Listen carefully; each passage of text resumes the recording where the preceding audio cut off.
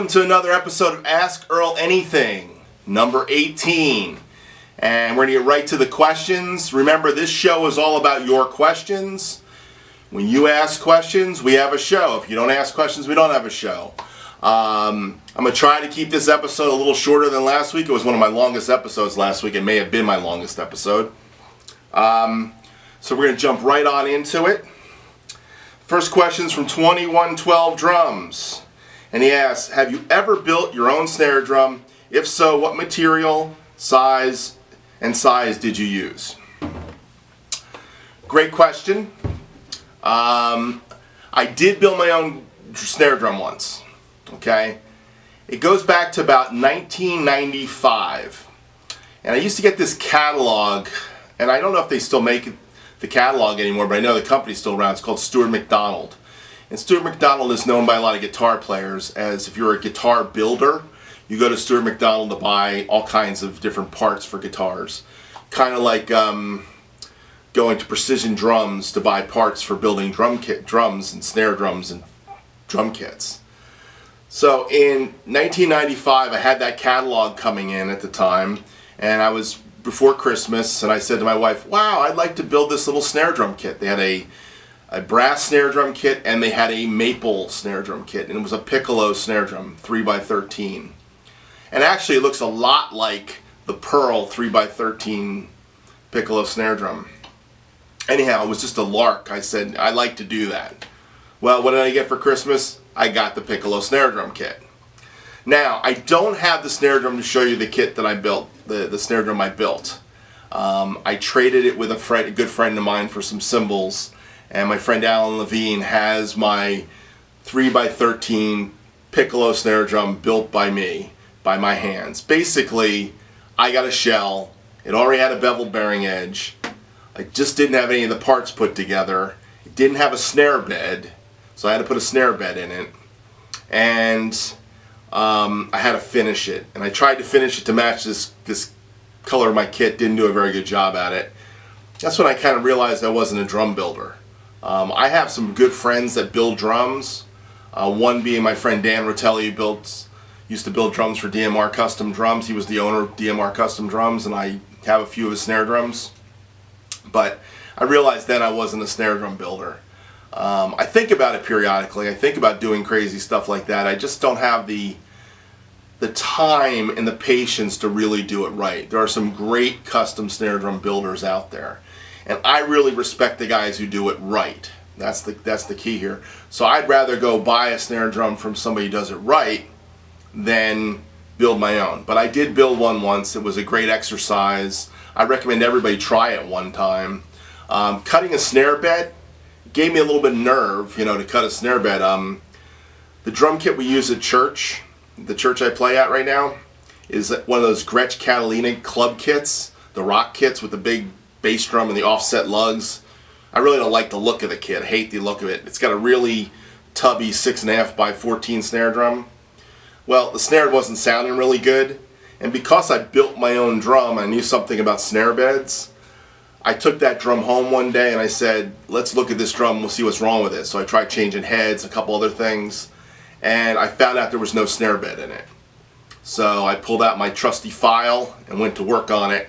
And now that it's got a little bit of a snare bed on both sides, the snares resonate a little bit, so I actually get a decent sound out of that very terrible sounding snare drum.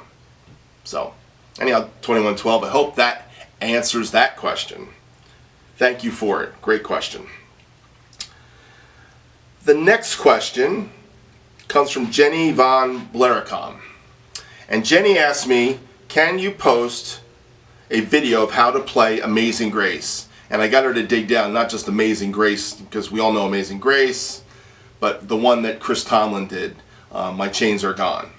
So Jenny, I want to let you know that not before this video, but after this video, this weekend, I will be releasing that video, but I did it in two parts. I did one as a cover, and I did one as a cover lesson.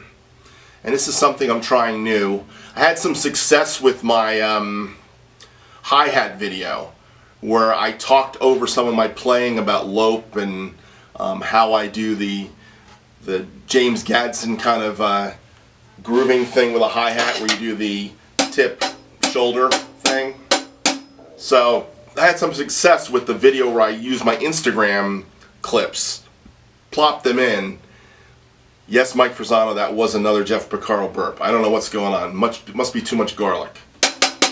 But anyhow, I did this video and I talked over it, and I had some success with that video. A lot of guys liked it. So this is going to be, Jenny, a video of me doing Amazing Grace, My Chains Are Gone. I actually did 2 versions of it. I edited the 2 versions so you can see 2 different ideas for how to go into the 3rd verse, 2nd chorus, and double chorus. And just to give you 2 different ideas of approach. This song has no drums on it because it never had drums on it. It's actually a song that is just piano and some bass and vocals and pads and all that stuff. And I put drums on it. I'm not even sure it actually was recorded with a click, to be honest. It may have been, but they were playing around with the time so much to make it feel live, because it had a live vibe to it, that there was a little bit of push and pull. So I tried to put a click on it and it wasn't working properly. It just felt a little weird. So I played along with it just like I would play with a bunch of musicians in a room, which is something I recommend young people try. Try to play without a click. Those older guys who've never played with a click, play with a click. And those who've never played without a click, play without a click. Because eventually playing with a click should make your internal time better so you can play without a click. Okay, us rockers from the 70s, we learned how to play without a click and just kind of move with the band a little bit, which is kind of the natural flow. If you listen to like the Stones or Chicago or a lot of those records, there's kind of movement in the tempo. But today with our click society, and especially worship music, which is so on the grid, I mean, you have to be dead on the grid. We play in church with click tracks all the time.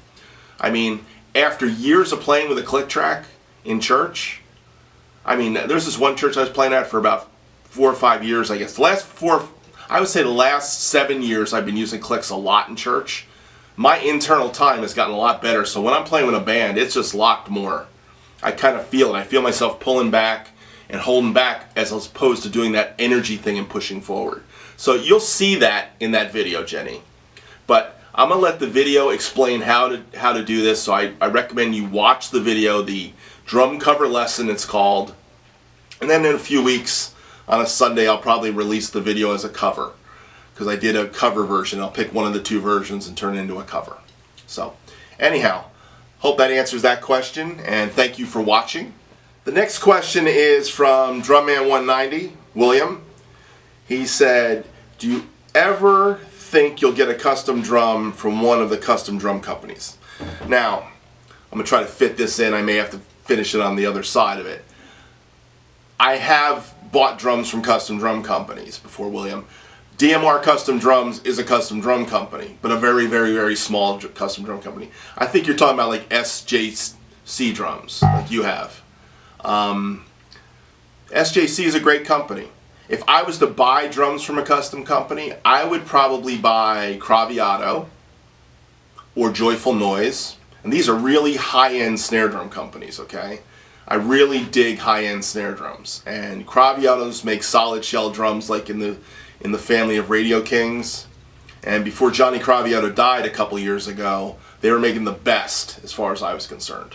So I don't know if their quality has kept up. I'd even look for an older Craviotto snare. Joyful Noise, wonderful company out of Colorado, and they make metal drums, they make brass drums. I would love to get a Joyful Noise 6.5 by 14 brass snare drum, okay, or one of their bronze snare drums. Beautiful drums. I played them in Forks Drum Closet when I've gone to Nashville. They have a whole selection of Joyful Noise. CNC drums, Bennett. These are the companies I look at.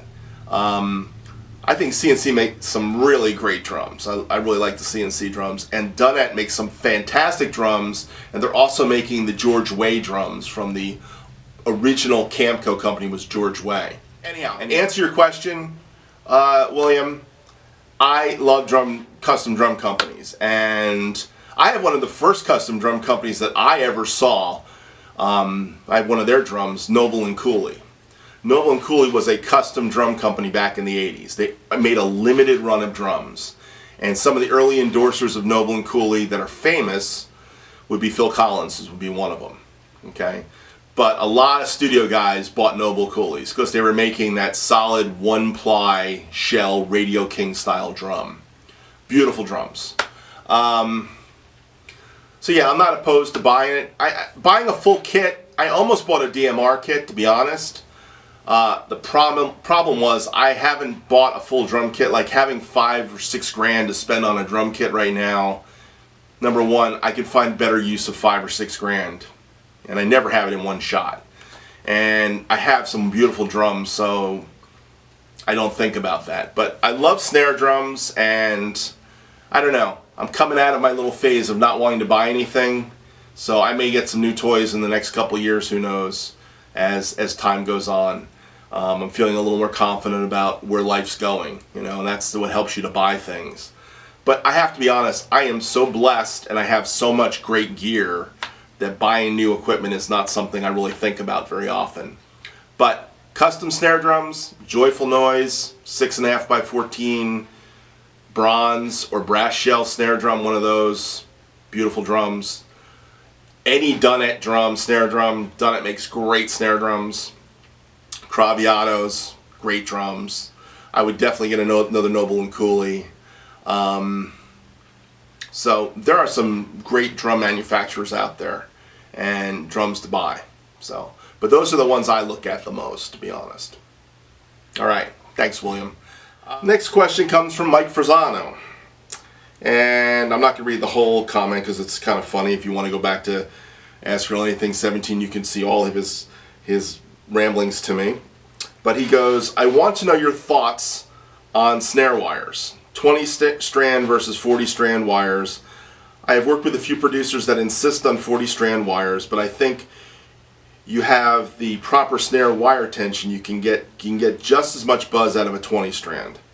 I also prefer the old Simple Simon snappy snare wires, and I don't really care for any of the fancy expensive brass wires that are out there. Thoughts?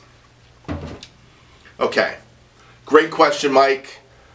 This is a hot debate with drummers that love snare drums. I do find that some of the snare manufacturers, the ones who make snares like Pure Sound, make some really nice snares, and I do like their snares. Let me give you an example using the drum that's right here. This is my Hammer DMR custom snare drum, cast aluminum. One of my favorite snare drum I said last week. On it, it's got a 20, I think it's your standard 20 snare wire snares. Now, I will tell you, when this drum was built for me, my friend Dan at DMR Custom Drums said to me, what do you want on the bottom? And I said to him, Dan, I want a 42 strand Gretsch fat snare. That's what I wanted on it. Well, this particular drum, being cast aluminum, having a pre-designed snare bed, when you put the 42 on it, it didn't sound good.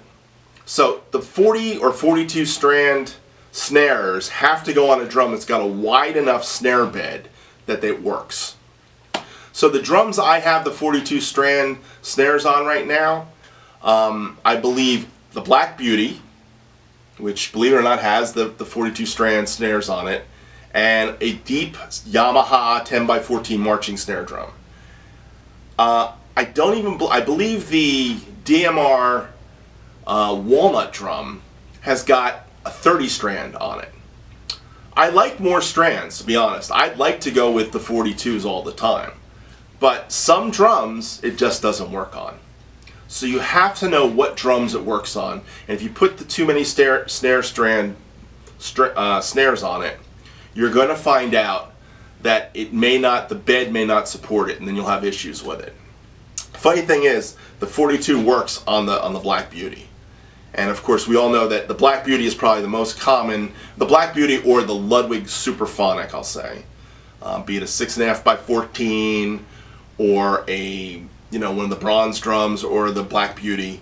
those drums, 5 by 14 or 6.5 by 14, are common drums in studios, and it seems like their snare bed does work with the wider snares. So that's it. As far as having had brass or not, I'm not as finicky. I do like the pure sound a lot, but I find all the manufacturers today make nice snares on it, and your standard Ludwig is fine. I just stay away from the cheapy ones. You know, the real cheapy ones that are just, they look cheap. The ones that come on cheap drums usually are a little bit cheaper made than even a Canon. Canon makes snare wires for the bottom. So I usually buy, I don't have to buy the more expensive ones. I don't go out and buy $30 snares for the bottoms of all my drums. But a couple of my drums I have them on. They're kind of interesting. So, and I will tell you that the snare wire will change the sound of the drum dramatically. I went out and bought one of those custom snare wires called Grover. Grover makes custom snare drums. He's a orchestral percussionist. So he makes tambourines and snares and snare drums for orchestral.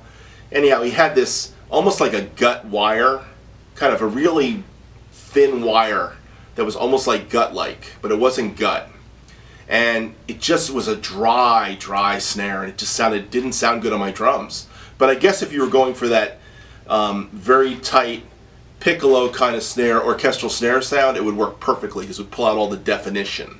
So your snares will affect the tone of your drum. And if you want that big, wide, fat thing, then there's nothing like loosening up the snares and hitting a big, fat snare drum and getting that. But if you want it really tight, the 20 strand wires works pretty well. So, hope that answers the question, Mike. Alright, and my last question, believe it or not, I don't know if I'll fit it in here real quick, but my last question comes from Steve Delamar. He says to me, currently my bass drum is not ported. Most of my acoustic playing is at a much lower dynamic range and will likely be played in smaller rooms. I like the sound of a 20-inch maple kick. Now, without a hole, what are your thoughts? Are all your bass drum heads ported? Do you think I can get a decent kick drum sound with mixing it from the outside, no hole in the drum? As a side note, I'm using a Fleece Bomber style beater, and I'm kind of going for that vintage round bass drum sound opposed to a lot of attack. Okay, so what Steve's saying is he's got an open 20-inch bass drum. He wants to keep two heads on it. He wants that fat, puffy sound. He doesn't want what this 20-inch bass drum sounds like. Okay, this is a 20-inch bass drum, Gretsch bass drum, with a pillow stuffed in it. I'm touching both sides. It's got a hole in the center, like I talked about last week, so the mic come in the hole in the center. He's going for more of a jazz bass drum sound. Do I think you can mic it? Sure can. Double-headed drums are micable. Okay? You might want to think of miking options though. Center of the drum head, okay? That's a possibility. You might also want to try it from the back. If you want to get a little more of attack, you might want to mic from the back side. And if you mic it from the back side, you'll get the beater striking the head, kind of like a tom. A lot of guys don't think about miking a bass drum that way. It's not traditional. Now, it will pick up snare buzz. That's the problem. Okay? But yeah, if that's the sound you're going for and you're going in a small room, that works really well. It's a great idea. If you're going for more of that fat, vintagey kind of boom bass drum sound, go for it. There are no rules today when it comes to drums. No rules. All drum ideas on how to tune your drums, set up your drums, play your drums are in play today. Just watch what these young kids are doing. I recommend everybody get on Instagram and just go down and look at drummers playing on Instagram, because you'll see all kinds of strange kits. And I mean, I'll tell you, the nastiest, ugliest cymbals are being played in grooves, and that's become part of the groove. How do you get that sound? You stack two cymbals that sound something like that, where it's got a little on top of it, you know, a swishy thing to it, and all of a sudden that's the sound they want. So we're doing it with cymbals, we're doing it with drums, we're taping drums up with massive amounts of duct tape. Okay, there's a session drummer in LA. His name is Aaron Sterling.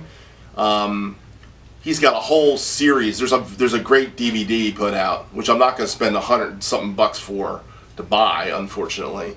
I know he's trying to make his money back on that video production, and I've seen clips of it. He looks like he did a great job, and I'm a big DVD guy, but I'll be honest, I'm not going to spend the money on it. But check out some of his playing. He plays with all kinds of crazy stuff on the drums. So Aaron Sterling, check this guy out. He's a great drummer. He puts all kinds of stuff on his drums. So any drum sound today, Steve, is acceptable. That's all I can say. So what you're going for is totally doable. Now, will it make your front of house sound guy happy? Gotta be honest, might not. I've actually been on gigs.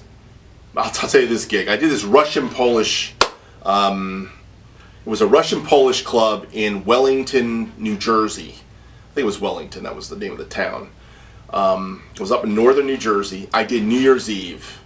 I believe it was probably 1979 into 1980. Okay?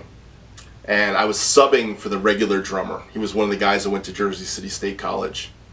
And he needed a fill-in to do the gig so he could take a higher paying gig. So I showed up with my Gretsch drum kit, and I set up, and I had both heads on the bass drum. I had no hole in the bass drum. And the first thing the keyboard player says to me in his broken English, because none of these guys spoke English very well.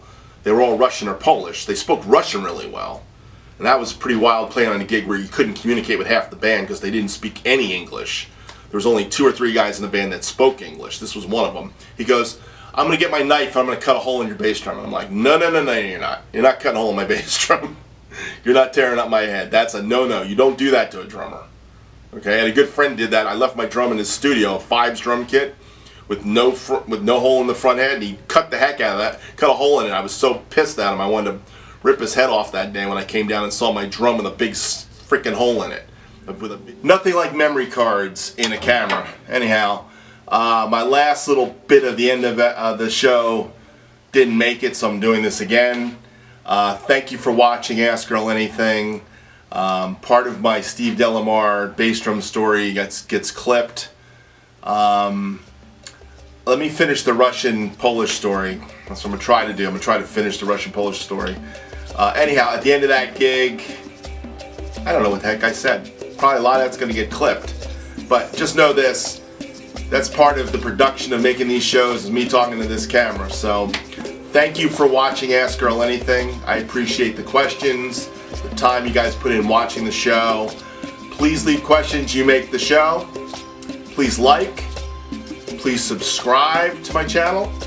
And thank you for all of those that do like and subscribe all the time. I do appreciate it.